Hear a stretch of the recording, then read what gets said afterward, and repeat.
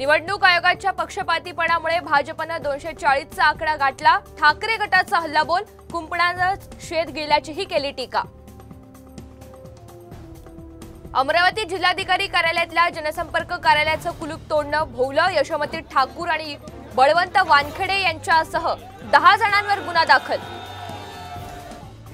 अधिवेशन काळात सर्वपक्ष बैठक होणार, गिरीश महाजन यांची माहिती। मराठा समाजाला टिकणारं आरक्षण दिलं असंही केलं स्पष्ट। देवाच्या नावाखाली आमच्या घरावर कोणी नांगर फिरवत असेल तर देव सुद्धा त्याला माफ करणार नाही। शक्तीपीठ महामार्गाच्या मुद्द्यावरून धैर्यशील माने यांचा सरकारला घरचा आहे।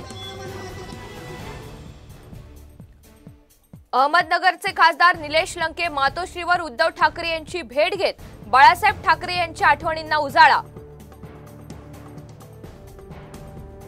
पुणे पोलीस स्टेशनमधून आरोपी पळाल्यानं शहरात खळबळ। गोविंद घोडके पळून गेलेल्या आरोपीचं नाव, पोलिसांना धक्का देऊन आरोपीनं काढला पळ।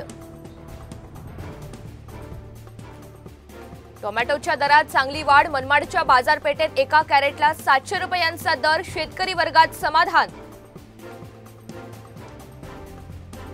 निवृत्तीनाथ महाराजांची पालखी नाशिकमध्ये दाखल, पालखीचं भव्य स्वागत, हजारो वारकरी सोहळ्यात सहभागी।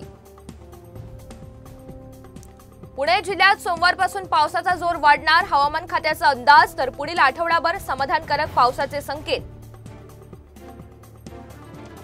पेट्रोल आणि डिझेल स्वस्त होण्याची चिन्ह, पेट्रोल आणि डिझेल जीएसटीच्या कक्षेत आणा, अर्थमंत्री सीतारामन यांचं राज्यांना आवाहन।